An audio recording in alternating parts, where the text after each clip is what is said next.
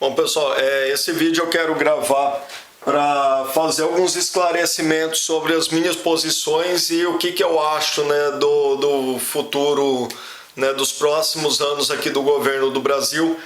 Toda essa confusão que está com o impeachment, com o que o Lewandowski aprontou lá, né, com essa história deles não caçarem os direitos políticos da Dilma. Pessoal, nos meus vídeos sempre, desde antes de eu começar a gravar vídeo no meu blog, sempre teve um monte de comentários estúpidos, de gente que eu não consigo acreditar que consiga ser tão burra, de gente que... Enfim, pessoal, tem de tudo, muitos comentários bons, às vezes, infelizmente, eu deixo de ler, porque às vezes me cansa de ver tanto comentário estúpido, burro, de gente mal intencionada, né?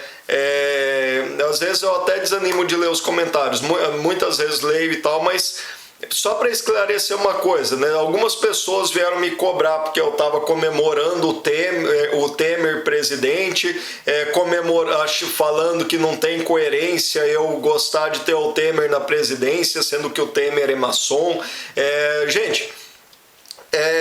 E me cobrando coerência por isso. Então eu vou deixar uma coisa muito bem clara: entre o que eu penso, entre a minha ideologia, aquilo que eu idealizo, e o que é possível na realidade, existe um abismo gigantesco.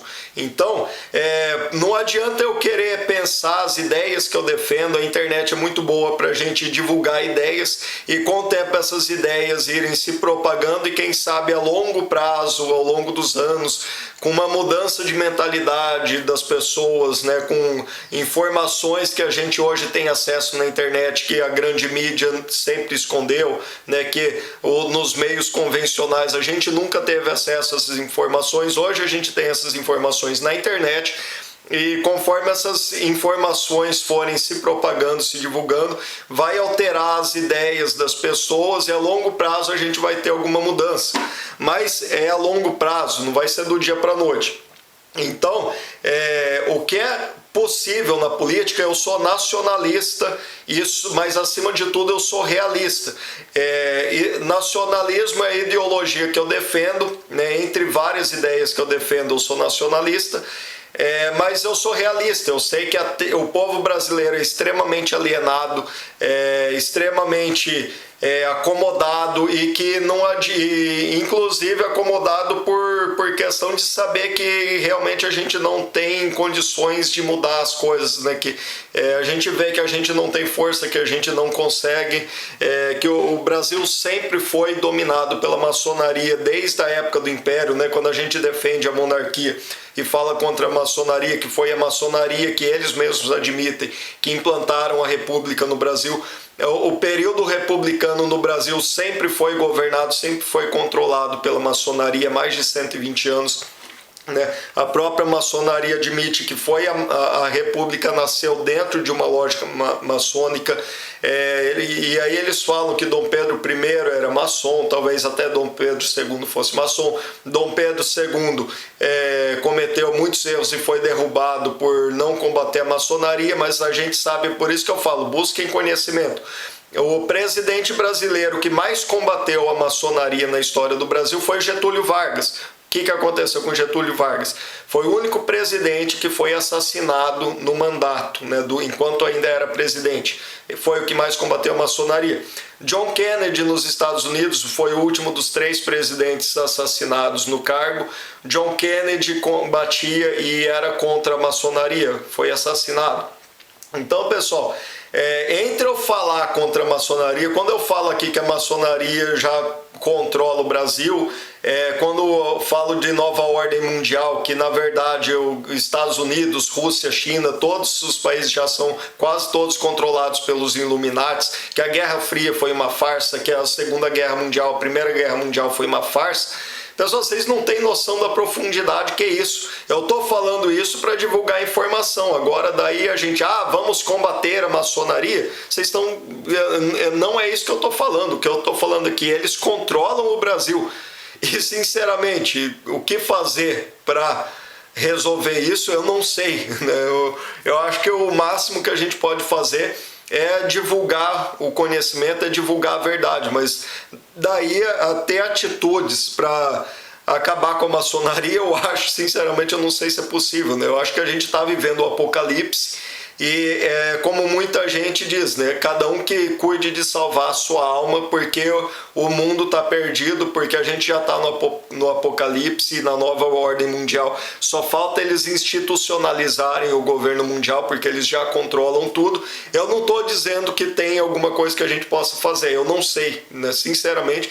Então, entre o que eu penso, o que eu falo aqui e atitudes para realmente alterar essa realidade, tem um abismo gigantesco que, sinceramente, eu acho que se for possível a gente fazer alguma coisa para conseguir mudar alguma coisa, isso vai levar muitos e muitos anos, é uma coisa a longo prazo e que depende da gente conseguir manter a liberdade na internet. E talvez em algumas décadas a gente consiga mudar alguma coisa conforme a informação, o conhecimento se espalhar pela sociedade, e é o que eu estou fazendo aqui, né? Plantando uma sementinha e tentando divulgar o conhecimento, aquilo que eu venho pesquisando e estudando, e entre tanta gente que a gente vem interessado em aproveitar essa liberdade de buscar informação e conhecimento na internet e tentar espalhar e despertar mais pessoas para que façam o mesmo, e aos poucos o conhecimento vai se espalhando. Pessoal, antes de você resolver qualquer problema, seja ele qual for, você tem que identificar e compreender o problema, né? Isso é muito mais comum, fácil de compreender na área da saúde, na área da medicina. Se você tem uma doença, não adianta você tratar os sintomas, você tem que entender, fazer um diagnóstico correto daquela doença, de o que é que está causando, o que é que está provocando aquele problema. Se você não compreender a causa do problema e resolver a causa do problema, não adianta você combater os sintomas. Então, é impossível a gente resolver os problemas do Brasil enquanto a gente não compreender a realidade e quais são os problemas do Brasil, o que é que causa esses problemas. E é por isso que eu estou simplesmente divulgando essa informação do poder da maçonaria, porque a maioria das pessoas nunca mal ouviu falar de maçonaria, não faz a mínima ideia do que é maçonaria. Os próprios maçons que vêm me atacar por falar da maçonaria não sabem nada sobre a maçonaria, né? A grande maioria, mais de 90% dos maçons, só entra na maçonaria buscando interesses pessoais, interesses financeiros, porque sabe que entrando na maçonaria vai estar dentro de uma rede de contatos que é internacional, mundial, e que isso vai abrir portas para ele, que vai abrir oportunidades de negócios, de subir na carreira, na política, em tudo a maçonaria vai abrir portas para ele. Mas qual é o preço disso? É o preço de você vender a alma. O cara entra na maçonaria, ele vai ter facilidades, vai ganhar dinheiro, vai crescer na carreira, mas a custo de um preço. Ele sendo membro daquilo ali, uma mão lava a outra, né? Ele vai receber favores, mas também vai ter que fazer favores, né? Literalmente é o vender a alma, né? Vender a consciência. Muitas vezes ele vai acabar sendo forçado a fazer alguma coisa contra a própria consciência dele, porque ele deve favores e deve tudo que ele tem na vida à maçonaria, e muitas vezes esses maçons são obrigados a fazer alguma coisa que contraria a consciência deles, mas eles venderam a própria consciência, eles venderam a alma e não tem mais escolha. Ou eles obedecem e cumprem ordens que vêm de cima, que eles nem sabem de onde vêm, ou pagam caro por isso. Por exemplo, tem um vídeo, acho que a maioria das pessoas que acompanham o meu canal, que tem interesse nisso, devem ter visto já, um vídeo do Geraldo Alckmin cumprimentando a maçonaria. Agora, o que está por trás da queda do helicóptero do filho do Alckmin, que matou o filho do Alckmin? Um helicóptero daquele não cai tão fácil, né? Será que o Alckmin achou que era poderoso demais, já governador de São Paulo há tanto tempo, né? E se achou poderoso demais, que quis desobedecer ordens e achou que ele tinha força para isso e mataram o filho dele? Quem sabe o que está por trás daquilo ali? Então os próprios maçons não sabem no que foi que eles se meteram, né? Só lá depois do grau 30 que eles vão saber de alguma coisa, mas o cara que chega lá no grau 30 já não chega à toa, né? Já passou por todos esses filtros. Enfim, pessoal, Quando eu defendo as ideias que eu defendo aqui e o que eu falo sobre o que é possível a gente fazer na política, tem um abismo gigantesco de distância. Então, quando eu comemoro o Temer na presidência, é porque eu sei que a gente dificilmente vai conseguir alguém menos pior do que ele, alguém melhor do que ele, vai ser muito difícil. O Bolsonaro na presidência, eu tô militando na internet pelo Bolsonaro presidente faz 5 anos, desde 2011. Eu militei muito pelo Bolsonaro ser candidato a presidente em 2014, mas quando o avião do Eduardo Campos caiu e o Eduardo Campos foi assassinado, e a gente sabe que foi, eu fiquei aliviado pelo Bolsonaro não ter sido candidato em 2014. Porque o Eduardo Campos era de um partido socialista, o PSB, e mesmo assim foi assassinado. Agora, se eles mataram um candidato de um partido socialista, imagina o Bolsonaro. E é por isso que, sinceramente, eu prefiro o Bolsonaro vivo para estar com a gente, continuar com a gente nessa luta a longo prazo, do que de repente ele sair candidato a presidente e ser assassinado, né? A gente precisa do Bolsonaro, ele faria muita falta, assim como o Enéas foi assassinado e faz muita falta pra gente. Então não adianta nada a gente ficar defendendo o Bolsonaro, presidente, mesmo que ele chegasse lá e fosse assassinado como presidente. Enfim, pessoal, entre aquilo que eu penso e o que eu sei que é possível a gente conseguir, eu estou defendendo o menos pior. Mesmo na época, por mais de 10 anos que eu defendi o PT, eu não defendi o PT porque eu adorasse, porque eu gostasse muito do PT, mas porque eu sabia que era o menos pior possível, comparado com o PSDB, que tinha governado o Brasil antes do PT e governa São Paulo até hoje. E como paulista eu sei a desgraça que é o PSDB, e o único partido que tinha força e era oposição ao PSDB era o PT. Então, por falta de opção, eu apoiei o PT por mais de 10 anos. Mas tanto eu nunca gostei do PT e nunca fui esquerdista na minha vida, que eu nunca me filiei ao PT. Mas defendi por ser o menos pior. E eu sei que menos pior não é a solução, mas a gente não tem outra escolha, né? Mesmo o Bolsonaro vem cometendo erros grotescos por falta de conhecimento. Quem é nacionalista, os nacionalistas sabem disso. Os direitistas, como eu venho tentando alertar nos últimos 3 anos, os direitistas também são manipulados. Desde que eu comecei a divulgar em grupos de direita no Facebook que a esquerda é massa de manobra na maçonaria, eu passei a ser censurado nos grupos de direita e boicotado. E aí eu percebi que a direita também é controlada pela maçonaria. Você não pode falar contra a maçonaria no meio da direita.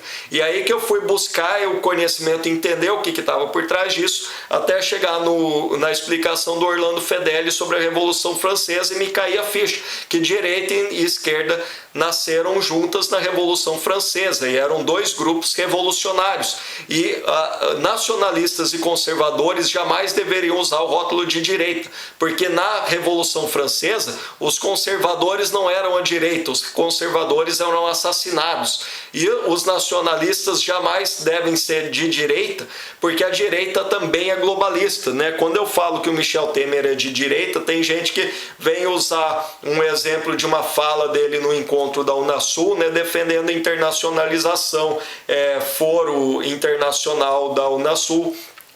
Mas ali não tem nada de esquerda no discurso dele. Aquilo ali é um discurso internacionalista, globalista, né? E como eu falo, a direita não é nacionalista. O Michel Temer é de direita, mas a direita também é maçônica e a direita também é internacionalista. A direita defende a liberalização do mercado, que isso levaria o mundo, né, pela via liberal de direita a um globalismo via mercado, via globalização financeira econômica, né, enquanto a esquerda defende um Estado totalitário, né, comunista, esquerdista, mas tanto a direita quanto a esquerda com ideologias diferentes, mas ambas com algo em comum, que é o globalismo, que é a internacionalização, a nova ordem mundial. Então é uma estratégia das tesouras dos globalistas da nova ordem mundial, direita contra esquerda. E o Michel Temer é sim de direita, mas Por que eu comemoro ele na presidência? Porque eu sei que dificilmente a gente vai conseguir alguém menos pior do que o Michel Temer. Ele é muito melhor, né? Todo mundo sabe. Para começar, o Michel Temer só é presidente porque a Dilma sofreu impeachment. Se a Dilma não tivesse sofrido impeachment, ele não seria presidente. Então só isso já é motivo de sobra para comemorar o Michel Temer na presidência, né? A esquerda está querendo novas eleições, né? E com essas urnas eletrônicas a gente sabe o perigo que é, seja numa eleição antecipada, seja em 2018, eles vão tentar colocar ou a Marina Silva ou voltar com o Lula, que eles sonham ainda com isso, ou colocar o Aécio Neves do PSDB. E os três são piores do que o Michel Temer. O Aécio Neves, né, foi estudar a democracia, foi aprender democracia na União Soviética, em 1986.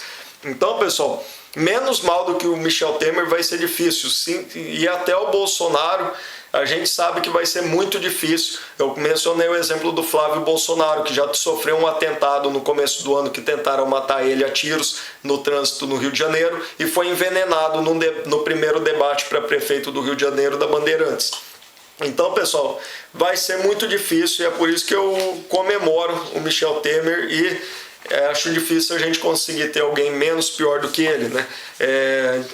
Fiz esse texto aqui há 3 anos atrás, em 2013, aprendi muita coisa depois disso. Aqui eu só ataquei a esquerda, não ataquei nada sobre a direita, porque eu ainda estava começando a cair a ficha sobre a direita, que não é a solução.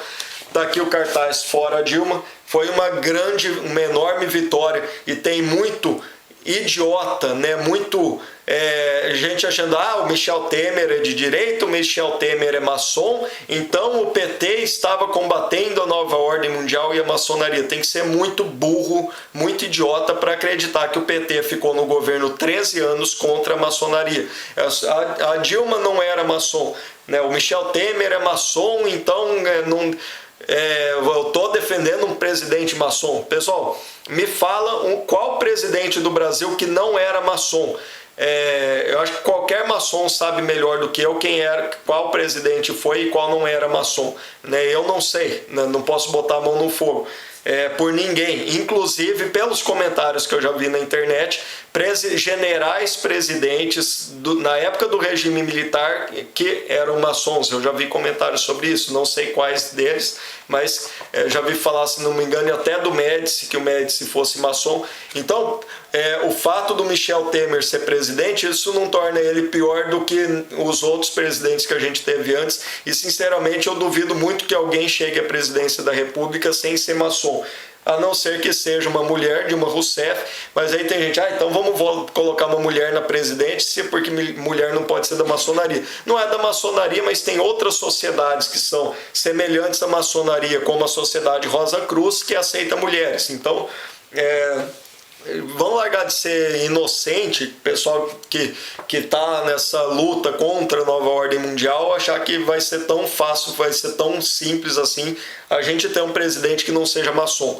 O único que eu tenho alguma certeza que não era maçom, que combateu a maçonaria, foi o Getúlio Vargas e acabou assassinado.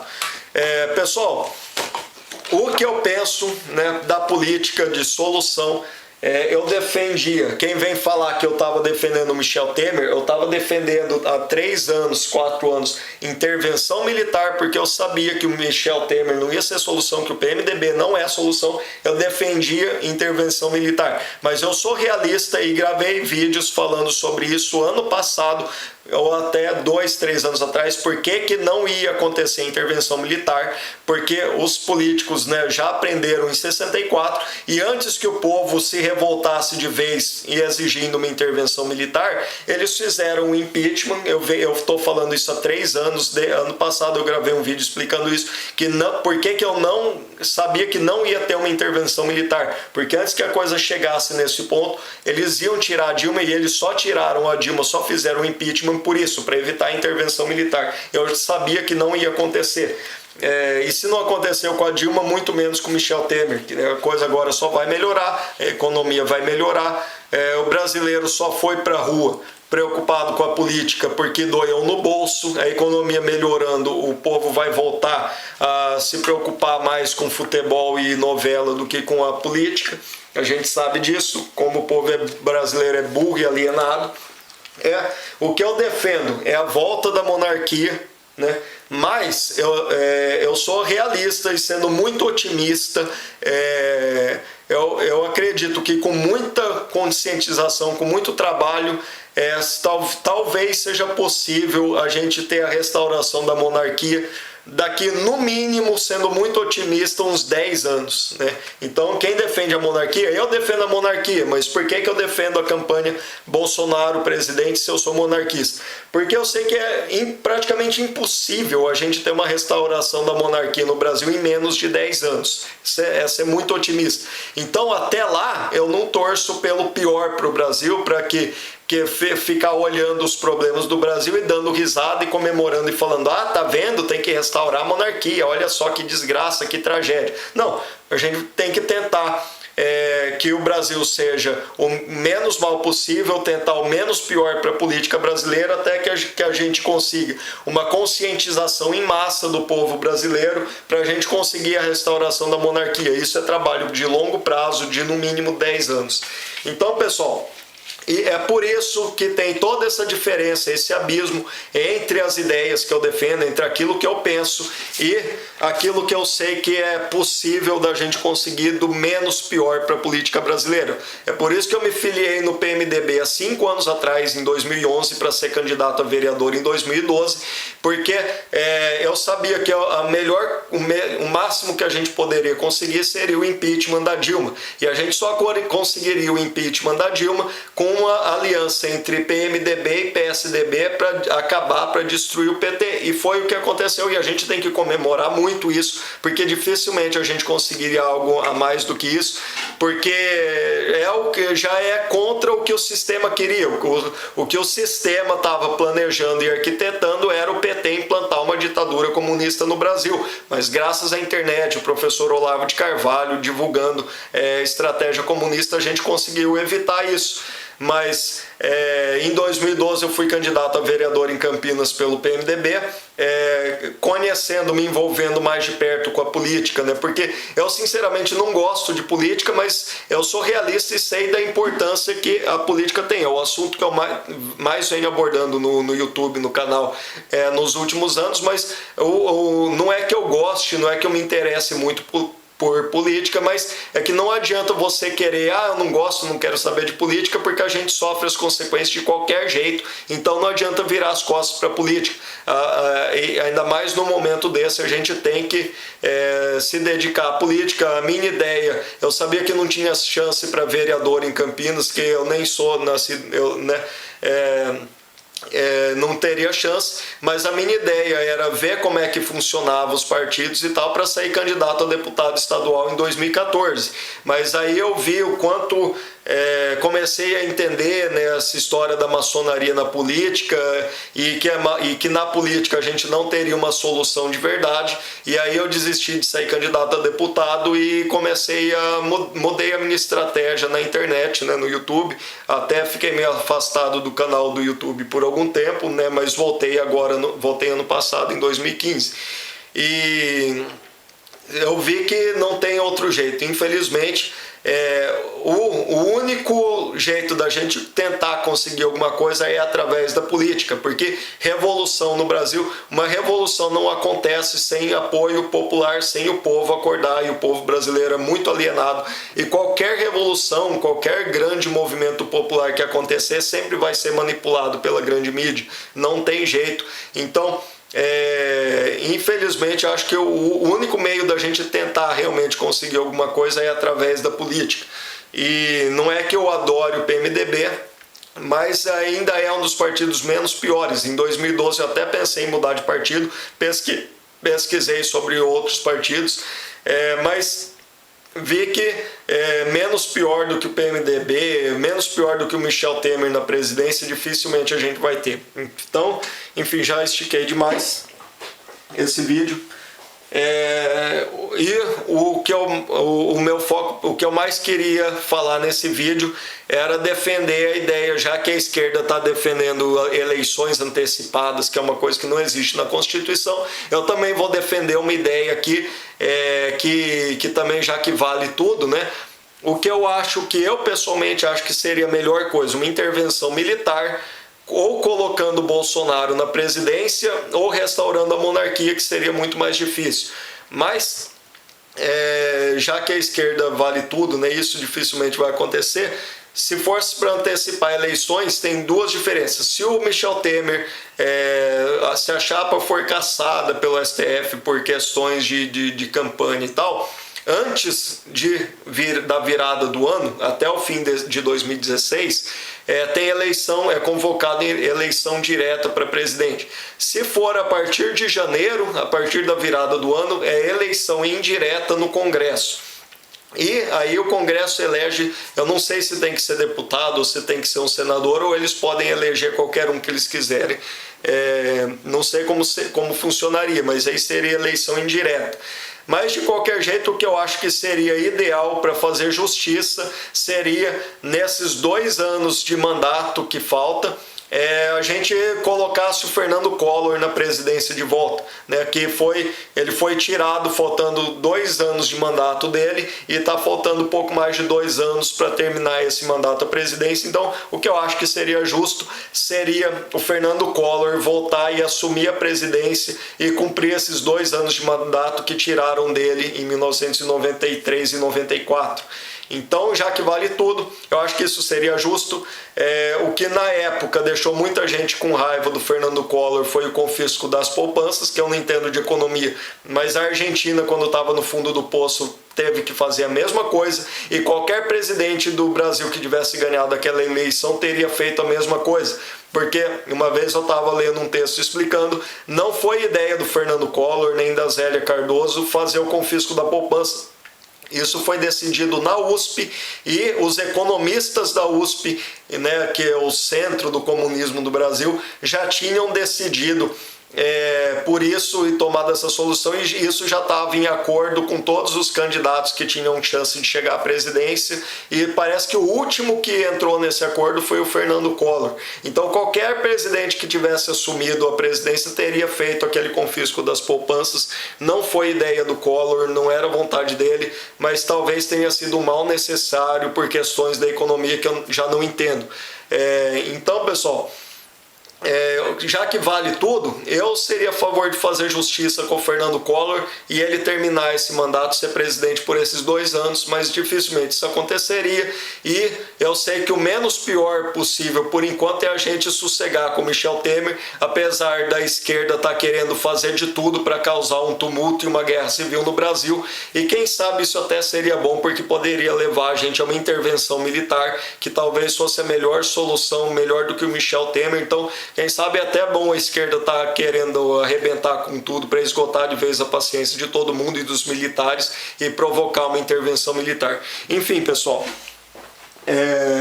antes que complete 30 minutos, para fechar o raciocínio daqueles que vêm me cobrar uma coerência entre as ideias que eu defendo e entre aquilo que eu defendo na política, que é o menos pior. Eu mesmo como nacionalista, né, eu tinha princípios nacionalistas para defender o PT por 10 anos, porque era o que parecia menos pior. O PSDB na presidência com o Fernando Henrique estava querendo privatizar tudo, e apesar de eu defender uma redução do inchaço do Estado brasileiro, que é gigantesco demais, eu defendo uma redução do Estado brasileiro, mas não, eu defendo um Estado mínimo, mas dentro desse Estado mínimo, o que é mínimo, né, é uma coisa a se debater muito.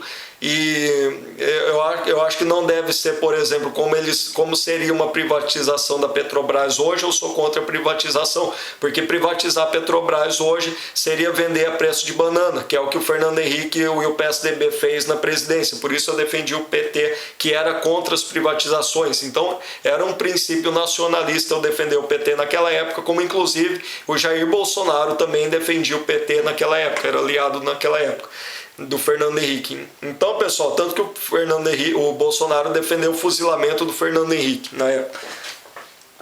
Para para encerrar, esse abismo que tem entre as ideias que eu defendo e entre o que eu sei que é o possível na política, mesmo que eu fosse ditador do Brasil, eu sei que dificilmente eu conseguiria, com todos os poderes possíveis, dificilmente eu conseguiria aplicar na prática, na política, as ideias e aquilo que eu penso. Então tem um abismo de diferença. Eu sou só um cara gravando vídeo para o YouTube, defendendo algumas ideias, e acho que é o melhor que eu posso fazer é defender essas ideias, espalhar o conhecimento e avisar e pedir para todos: busquem conhecimento, apenas o conhecimento liberta. Conhecereis a verdade e a verdade vos libertará.